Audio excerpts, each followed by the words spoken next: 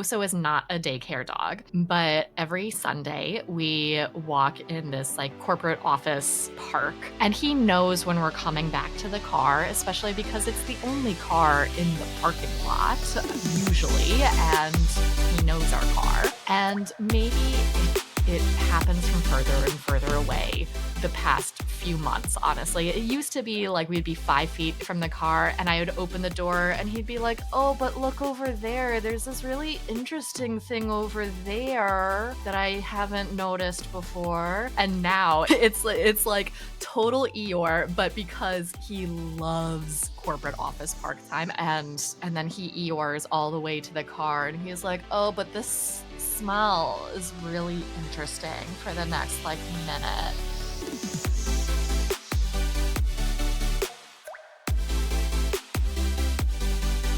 Welcome to Enrichment for the Real World, the podcast devoted to improving the quality of life of pets and their people through enrichment. We are your hosts, Allie Bender. And I'm Emily Strong. And we are here to challenge and expand your view of what enrichment is, what enrichment can be, and what enrichment can do for you and the animals in your lives. Let's get started. Thank you for joining us for today's episode of Enrichment for the Real World. And I want to thank you for rating, reviewing, and subscribing wherever you listen to podcasts. Last week, we heard from Renato Zanetti with Isa Daduato translating, and one of the topics we discussed was how to make dog daycares enriching. This week, we're going to dive further into how to tell if your dog enjoys going to daycare and talk about implementation with the animals in your life. In this implementation episode, Emily and I talk about the broad applicability, even if your dog isn't a daycare dog. When you turn a corner and your dog realizes where they are, y'all know what we're talking about. The Eeyore thing, stalling versus resignation, and how Emily is a fun ruiner. So I'm a little nervous, a little excited for this topic because daycare is one of those things that people have big feelings about, sometimes good big feelings, sometimes bad big feelings, but I have met very few people who are just like in the middle when it comes to feelings about daycare. So because there are a lot of feelings about daycares in general, we figured one of the maybe safer, more salient topics to what we do with enrichment is how to tell if your dog enjoys going to daycare. And I think this is a topic that is so important. There are a lot of reasons why people recommend taking your dog to daycare. There are a lot of reasons beyond enjoyment for it, like boarding when you're on vacation and things like that. But when we're talking about like what does daycare actually do for your dog and is this an option that we should choose regularly, I think enjoyment has to be a part of that. I think that's a really good point because I can't tell you how many times people have told me there are no good daycares in my area. And I obviously I am a big proponent of improvement and growth and learning and making things better for humans and for non-humans. And at the same time, I'm also a big proponent for existing in the real world. And so if your real world environment is that there aren't any dog daycares that meet your expectations of what you would ideally like to see, that doesn't necessarily mean that it's not going to be beneficial for individual dogs. I have seen some nightmare dog daycares, and I've also seen dogs in those daycares living their best life because they don't know that it's a nightmare. They just love being around other dogs. So yes, I love the work that Renato does and that other people like him around the world are currently doing, which is trying to help dog daycares improve their practices. And also, in the meantime, you work with what you got. And so the better question is, does your dog actually enjoy the daycares that are available to you? That's the better question for existing in the real world. So today we're going to talk about how we can determine whether or not your dog is actually a good candidate for the daycare or daycares that are in your area and are available for you. You know, we're talking primarily daycares today, obviously, because of our discussion with Renato last week, but you can apply the principles that we're about to discuss with other locations as well. That could be a boarding facility. That could even be taking your dog to your parents' house for Sunday night dinner. There's a lot of ways that you can implement the points that we're going to discuss, even if your dog is not a daycare dog. Yes, thank you for bringing that up because, yeah, there is broad applicability to figuring out if your dog actually enjoys the thing that you're doing because you want them to enjoy it, right? Do they actually enjoy it? Like, that's a big deal, right? If the whole purpose of it is for them to enjoy it, do they though? Right? So yeah, that's beautiful. And the first one that I tell clients is, what does your dog do when they realize where they are? Right? Because, and the reason that's so important is because there are some dogs who might be a little bit anxious on a car ride. And so we can't really ask, what does your dog do when you put them in the car? Because if they're nervous about the car because they don't know, is this a vet car ride or is this going to grandma's car ride or whatever, we don't want that to inaccurately skew our perception of how they enjoy the particular destination that we're taking them to. So the question is, what does your dog do when they realize where they are? And I think most people can relate to that their dog will be in the car and then you like turn a corner, you get onto a street or you pull into a parking lot and then they have like a big emotional response for good or for bad when they realize where they are, right? So that's the question, is how are they responding when they realize where they are? And even if you are not yet really fluent at dog body language, there are some pretty good, easy to see signals that can give you a clue. One is, if a dog is really into something, there is no question that they are into it because they are looking towards it and they are all wiggly. And sometimes they make ridiculous noises like, right? Not all dogs do that, but some dogs do that. But we're going to see like them looking toward and leaning towards and being really wiggly. And those are some signs. Not loving something can be a little more subtle, but essentially, if your dog is acting cool like Fonzie and like not looking in the direction of the thing, they're probably not into it. That's the dogs don't lie when it comes to whether or not they're into something. They don't know how to play coy. So if they're like just staring out the window like, I don't see where we are. What? That's probably a no, my friends. And then obviously there's the big obvious no's like trembling and crouching or trying to get away or things like that. Most people can figure that one out. But I think the one where people maybe don't know what's going on is when the dog is like cool like Fonzie. And cool like Fonzie in this context is not a good thing because playing it cool is a coping mechanism. It's not a like, yeah, I guess I could go here. This is fine. Like that's not how dogs roll. So that's the first thing that I tell people to look for is, are they like wiggly, leaning towards it, looking towards it, or are they gazing wistfully out the window? I would add to that how quickly they get out of the car. Is it one of those where, like, you have to do just let the door crack open slightly with the hand in so that you can grab the leash if your dog doesn't have a solid weight at the door? Or is it where you're trying to coax them out of the car? Yes. Yeah, that's a good one. And even for people who have like really, really proofed a stay or a wait until the dogs are released from the car, even if you're one of those people, I am not one of those people, but even if you are one of those people, like how quickly does your dog bound out of the car can still be a good indicator that they were like just waiting for the word to do the thing that they wanted to do versus if you cue them and they're like, fine, I'll come because you told me to. That's probably not a good sign, friends. So, the next question, we have looked at what your dog does when they realize that they are at daycare. The next thing to look at is, how does your dog respond when the daycare staff tries to take them into the back? When we're in the building, we've made it through the lobby, you hand over that leash. What does your dog do? Is your dog pulling that staff member towards the back and knows exactly where to go and is like, I go in this door and here is my run and here's my friends? Or are they like, could I just like stay with mom instead? Could we not do this today? Thanks. So we need to look at when it's like, okay, it is now. We are now attending daycare. What does your dog do? Yeah, I tell clients sometimes if your dog looks like Eeyore, they're not thrilled to be there. It's not that they're being calm and obedient. They're not stoked, my friends. Like If they've got the hanging head and the hanging tail and they're just going along with it, that's not the same thing as being stoked to be there. And what we want to see is they're stoked to be there, right? The next one is, how do they respond when you come pick them up?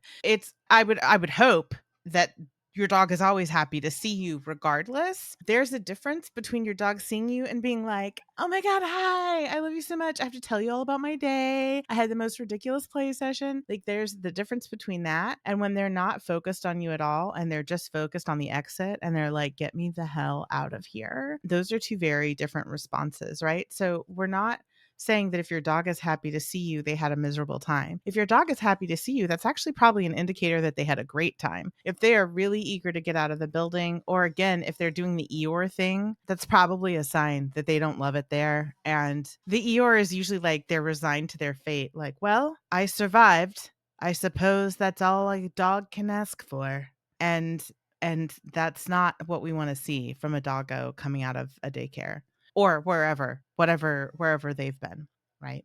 I will say there can be a caveat to this because now Oso is not a daycare dog, but every Sunday we walk in this corporate office park. He's so funny. He knows that we go pretty much the same route. He gets to choose the route, but he usually goes the same route each time with minor variants. And he knows when we're coming back to the car, especially because it's the only car in the parking lot usually, and he knows our car. And maybe it happens from further and further away the past few months, honestly. It used to be like we'd be 5 feet from the car and I would open the door and he'd be like, "Oh, but look over there. There's this really interesting thing over there that I haven't noticed before." And it took me a little bit to like get him in the car. And now it's honestly from like 50 feet away. It's like we turn the corner, he knows we're going back to the car, and he starts walking so slowly. That's the cutest thing of my whole life. It's like total Eeyore, but because he loves corporate office park time. And I know that because when he knows where we're I mean, first of all, he knows it's Sunday. He knows our schedules well enough to know that it's Sunday. And so he starts asking me to go at about 3 or 3:30, and I'm not done until 4:30 or 5. But that is when he starts bothering me on Sundays, only Sundays.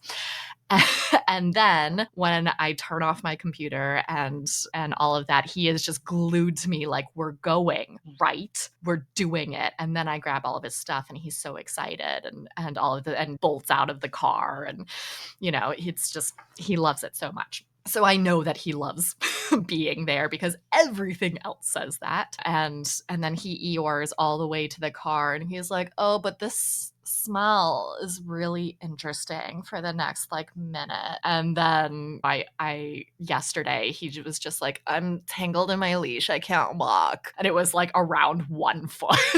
He's like, I can't walk like this." And normally he does not care at all. And so we couldn't even get to the car because he's like, I can't do it. So I will say there is a caveat for when they come out and they're like, "Ugh, I have so much fun. I don't want to leave." And Yeah, that's a really good point to bring up. And while you have been explaining your time with Oso, I think the distinction to make is the difference between stalling and resignation, right? So like if the dog comes out as soon as the staff member brings them to the front, from the beginning they're just sort of like head down, tail down, or just like staring off into the distance, like glassy-eyed stare. That is more like resignation. Whereas what you're describing with Oso is more like stalling, right? So if they're like, "Oh, just need to quick like read this P mail on the wall here. Also, I need to like check back and make sure the door was all the way closed because maybe it wasn't, and that would be real bad." Like you can tell when a dog is stalling to leave somewhere. And you described it perfectly with Oso, like, "Oh, I'm caught in my leash. I can't possibly.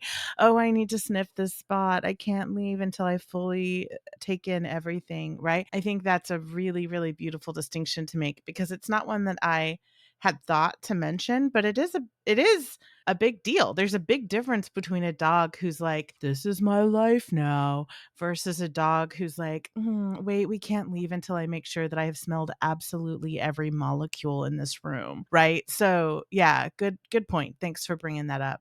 Yeah, I think one of the differences is that I'm with him the entire time on the walk. It's just we go home instead of there being that excitement to see me. I have a friend who was just telling me the other day actually that they switched daycares, and she was telling me that she thinks her dog really likes this new daycare a lot better. And what she described was he came out of the back, saw her, got excited, and was like, "Oh, hi, mom," and then immediately tried to go back. It was like, "Oh, yeah, he's enjoying that place."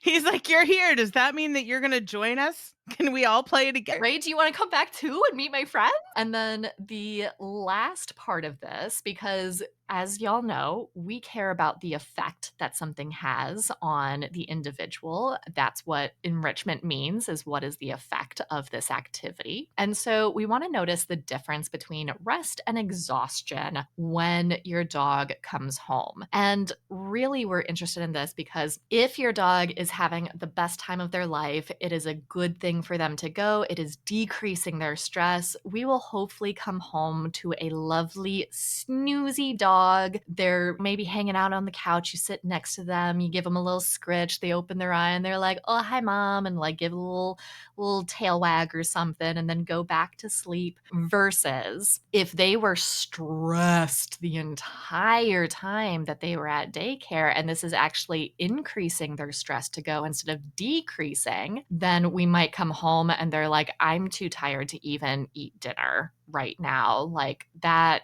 I can't do that. Maybe they go and put themselves to bed and they're sleeping for way longer. You can't even get them up to go for nighttime potty, all of that sort of stuff. That's one of those where it's like, ooh, we might not have had fun that day.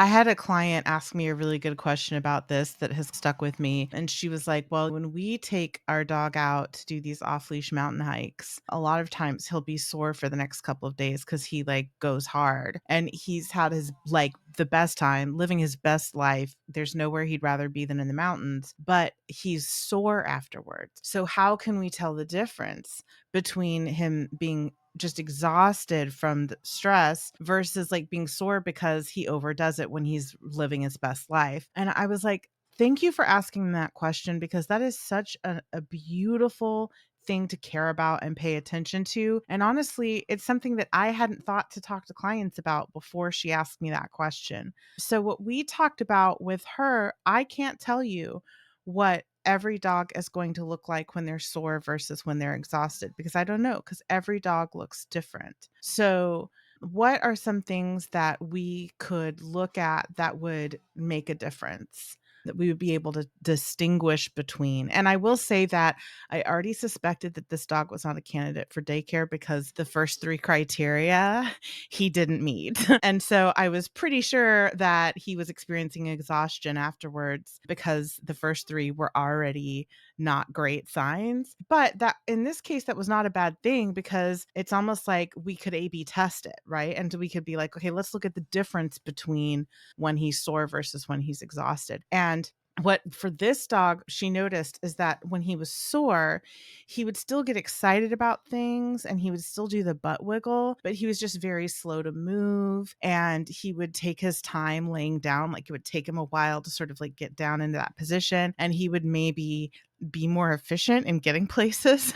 Like if he had to go pee, he would just go like the closest spot on the grass to pee and come back in, as opposed to doing like sniffing around the yard and then choosing his place. When he was exhausted, he wouldn't get butt waggy. He wouldn't really engage in anything. He would just sort of like lay there like there was nothing like he was just a deflated balloon and he didn't have interest in things in addition to like the kind of reduced activity level. So for him, that was how we were able to distinguish between being sore, overdoing it, and being exhausted from stress, from prolonged stress. But that's like the good thing that came out of that for me is I have to learn how to articulate to clients that you have to tell for yourself. If your dog is a dog who overdoes it and gets sore, you have to look for differences between exhaustion and soreness. And I can't guarantee that what we saw for that dog is going to be true for every dog. So that was a really beautiful learning experience for me as a consultant of like, oh yeah, that's a really good distinction that I hadn't thought to talk to clients about. And my client taught me that that's something we need to pay attention to.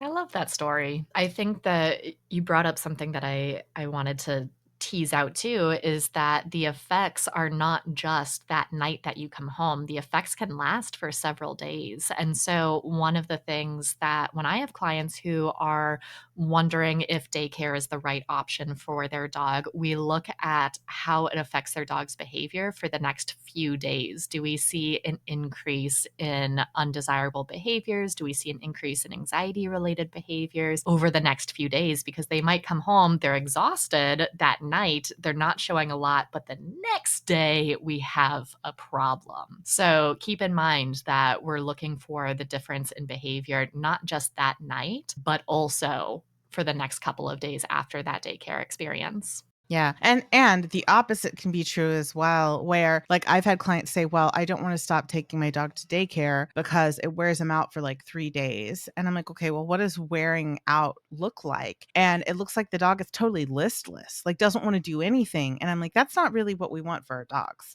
Like our goal is not for a dog to have no interest in life for 3 days after going to daycare. I know it's more convenient because then you don't have to like worry about your dog or like take care of them. But is that really the quality of life that you want? Like, how would you feel if after an activity you could do nothing for 3 days? Like you just had to stay in bed for 3 days. And when I say that to clients, they're like, oh yeah. Yeah, that. I mean, and of course, there's always somebody who likes to crack the joke, like, I would love a 3-day vacation. And I'm like, okay, but if you did that twice a week, that would mean that 6 days out of 7, you couldn't function. And so I'm the person who like ruins the fun and kills the joke by being like, okay, ha ha ha. But seriously, though, that's like not a great quality of life. So yeah, I'm the joke killer there. But I think it's also important to bring up that like it doesn't make you a bad person for mistaking exhaustion for rest, because it's really important that you care about the right things, and the fact that you care about your dog having their needs met and getting exercise and feeling rested is so important. And so now it's just a matter of honing and refining what that looks like and how we can tell the difference between a dog whose needs have been met and a dog who has been just completely drained. So today we talked about how to tell if your dog enjoys going to daycare. And the way to do that is to start with what does your dog do when they realize where they are? Then we're looking at how do they respond when staff tries to take them to the back? Then how do they respond when you come to pick them up? And finally, noticing the difference between rest and exhaustion that night and noticing any behavior changes in the next few days. Next week is a Q&A episode, and we will be talking about e-collars. Buckle up. Thank you for listening. You can find us at petharmonytraining.com and at Pet Harmony Training on Facebook and Instagram, and also at Pet Harmony Pro on Instagram for those of you who are behavior professionals. As always, links to everything we discussed in this episode are in the show notes, and a reminder to please rate, review, and subscribe wherever you listen to podcasts. A special thank you to Ellen Yoakum for editing this episode. Our intro music is from Penguin Music on Pixabay. Thank you for listening, and happy training!